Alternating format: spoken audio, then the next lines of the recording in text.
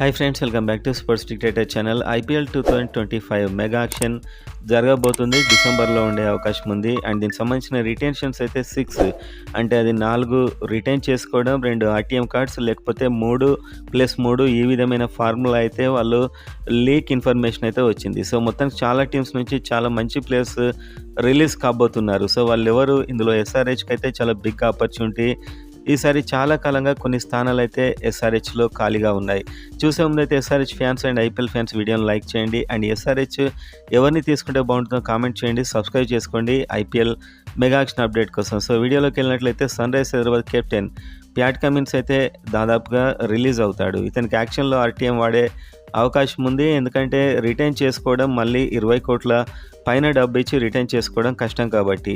And అదేవిధంగా Rohit Sharma Punjab Kings చాలా తీవ్రంగా ఇతని కోసం అయితే కెప్టెన్గా ట్రై చేస్తుంది రోహిత్ శర్మకు. సో ఒకవేళ ముంబై ఇండియన్స్ విడిచిపెట్టినట్లయితే పంజాబ్ కింగ్స్ వాళ్ళు స్పష్టంగా చెప్పారు రోహిత్ శర్మను కెప్టెన్గా తీసుకోవడానికి వాళ్ళు సిద్ధంగా ఉన్నామని చెప్పి. అండ్ అదేవిధంగా ఎస్ఆర్హెచ్కి ఎప్పటి నుంచో ఒక స్పిన్ అయితే చాలా అత్యంత అవసరం. అది కూడా ఇండియన్ స్పిన్నర్, ఒక నమ్మదగ్గ మ్యాచ్ విన్నర్. రాజస్థాన్ రాయల్స్ నుంచి యుజ్వేంద్ర చహల్ ఈ లిమిటేషన్స్ వల్ల, కేవలం 6 మెంబర్స్ అనే లిమిటేషన్స్ వల్ల రిలీజ్ అవుతాడనే ఊహాగానాలు అయితే ఉన్నాయి. సో ఇంకెంతమంది రిటెన్షన్ రిలీజ్ అనేది ఒక కొద్ది రోజుల్లో తెలిసిపోతుంది. సో మొత్తానికైతే ఇతను రిలీజ్ అయ్యే అవకాశాలు ఉన్నాయి. ఒకవేళ ఇలాంటి స్పిన్నర్ వచ్చినట్లయితే ఎస్ఆర్ఎస్ తీసుకుంటే బాగుంటుంది. అండ్ ఇండియాకు సంబంధించినటువంటి మిడిల్ ఆర్డర్ బ్యాట్స్మెన్, అదే ముఖ్యంగా లెఫ్ట్ హ్యాండర్ అయిన తిలక్ వర్మ, ఒకవేళ ముంబై ఇండియన్స్ నుంచి రిలీజ్ అయినట్లయితే సన్ రైజర్స్ హైదరాబాద్ తెలుగు ప్లేయర్ని తీసుకుంటే చాలా ఫెంటాస్టిక్గా ఉంటుంది. ఈ ఇద్దరు ప్లేయర్స్ ఖచ్చితంగా ఎవరో ఒకరు ఎస్ఆర్హెచ్లోకి వస్తే బాగుంటుందని నేనైతే అనుకుంటున్నాను.